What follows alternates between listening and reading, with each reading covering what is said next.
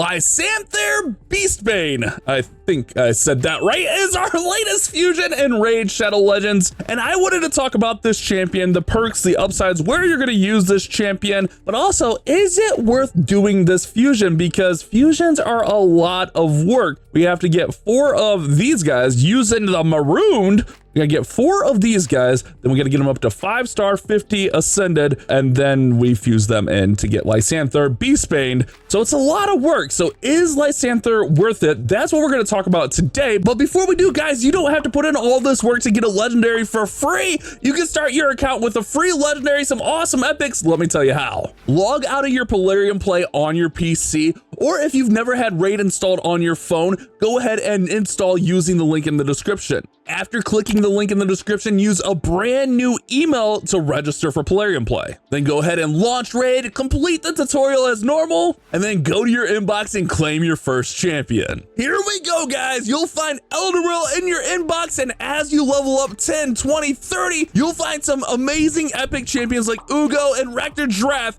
as you level up your account in your inbox. This is an amazing way to start your Raid account, so click that link down there in the description and get started today. So in order to complete this fusion, we need 400 points from all of these events here. You notice that it says there's a total of 450 points, which means we could skip any of these 2 events and still be fine. Not to mention there is a summon rush. So if you were lucky enough to pull a Use in the Marooned, who is a Void Epic, then you could skip even more of these events. But with it being a Void Epic and we just had 2 times Voids, I'm not putting a lot into that. I feel like we're gonna have to put a lot of work in if we wanna do this. But let's talk about Lysanthir before we even talk about the calendar and the plan. Let's talk about what he does. So base stats are kind of meh, like nothing like over like, oh my goodness, that's a crazy stat there. Like pretty average, maybe even below average stats here in my opinion. On the aura, we got ally defense in battles by 28%, kind of just an average aura as well. But where he comes in is his skills, and he is a specialist for one area of the game. And if you're struggling in that area of the game, it might be worth getting Lysanthir. He is going to be a Hydra specialist. His passive is going to allow you to ignore life barrier and ally protections. You know, when they get that big beefy shield and you can't free your champions? Yeah, he's gonna ignore that and increases his defense by 5% for each active buff on this champion. Stacks up to 50%. So he's actually going to be able to gain some defense, which is good because his damage is based on defense. On his A3, he attacks all enemies, which for Hydra is really good. He has the 75% chance of placing a decreased speed. When that's booked, it goes up to 100%, and then a 25% weaken for 2 turns. And if they're under a hex debuff, it places these debuffs before attacking. So that's actually really, really good. It's a really, really nice thing for a Hydra. Don't get me wrong. That is actually incredible for Hydra. Decreased speed, weaken. We're going to want him going fast. We're going to want him very accurate. We're going to want him with some defense in there. But really getting those on the Hydra is going to be good. So the A3 is amazing for Hydra.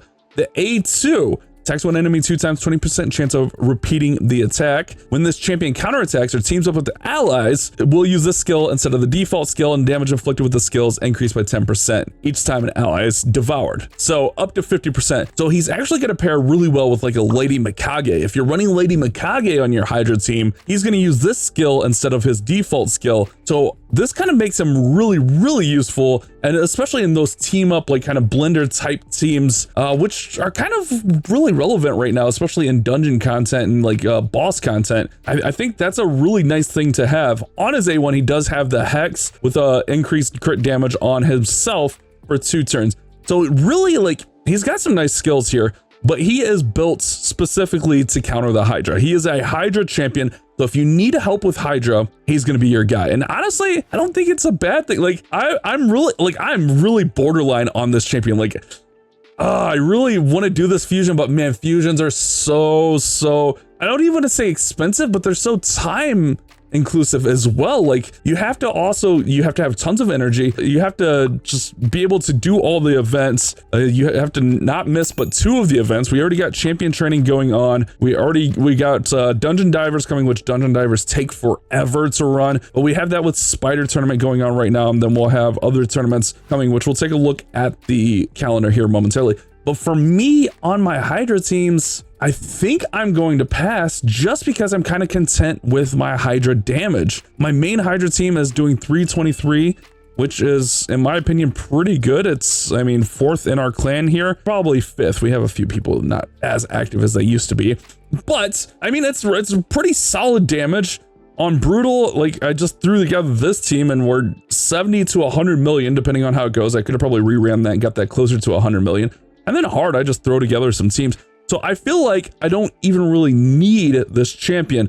It would be more for depth because I feel like my main team is good, but I'm still on the fence about it. I'm still not committed either way, and we got some time to decide it. But if you are going to do it, how would you go about it? Well, realistically, even though we have 50 extra points on this, you pretty much have to do all of these events. Unless you're going to commit hard to the Heroes Path, where we have 50 points and then 50 extra points on there. And for the Heroes Path, you have to summon champions and get artifacts. So you like have to go all out on the Heroes Path. Not to mention you have to do all of this stuff anyways. So like you could, if you wanted to, you could like skip a few of these events. But realistically, it's going to be a pretty intensive process here. As far as the plan, I would try, like for right now, what I've been doing, for instance, is I've been working on my champion training, just upgrading champions. If you remember, we got Riho. Where's Riho at? We got Riho, so I went ahead and got Riho up to 6-star, waited for that. And I've been just waiting. I've been doing that, waiting for the dungeon divers to begin to pair with Spider. Whenever there's a dungeon divers, you want to pair that with a dungeon event. So we can use this Spider tournament with the dungeon divers and kind of just rack up some silver that way. In the meantime, we're working on the champion training, which I've done. I mean, we got plenty of time. I've done a little bit of work on it. We got there. We can also get some shards if we're going to be doing the pool event. But try to pair up as many of these events as possible if you are able. That's the big thing here, is pairing up these. So we got the dungeon divers there with the Spider. We have gear enhancement, which is just upgrading gear. So all that silver you're getting from Spider is going right in here to gear enhancement. Summon rush, you gotta have shards. I don't have a lot of shards right now. I don't want to buy shards. I'm kind of sharded out right now. My luck's kind of been, If I would skip anything, I would skip the summon rush, but then like if I were to skip that, like we got to do Heroes Path where we got to pull anyways. But with the dungeon divers, I would do enough to complete your Spider tournament, and then Fire Knight kind of overlaps it. So you can actually complete your Spider tournament and then complete your Fire Knight to finish off your dungeon divers. So you can kind of pair those two together. Champion training, just you can use potions, you can just feed food, you can get that done pretty well. Gear enhancement, just eat up silver. Classic Arena is pretty simple. We got 2 of those. Just go fight in Classic Arena, so those are nice. We have another champion training and another dungeon divers, along with another gear enhancement. The second dungeon diver only overlaps 1 dungeon, which is the dragon tournament up there. So if you're going to do this, for this dungeon divers right here, I know where my hand is, you have to pair it with the dragon. So be prepared with that because the ice golem doesn't.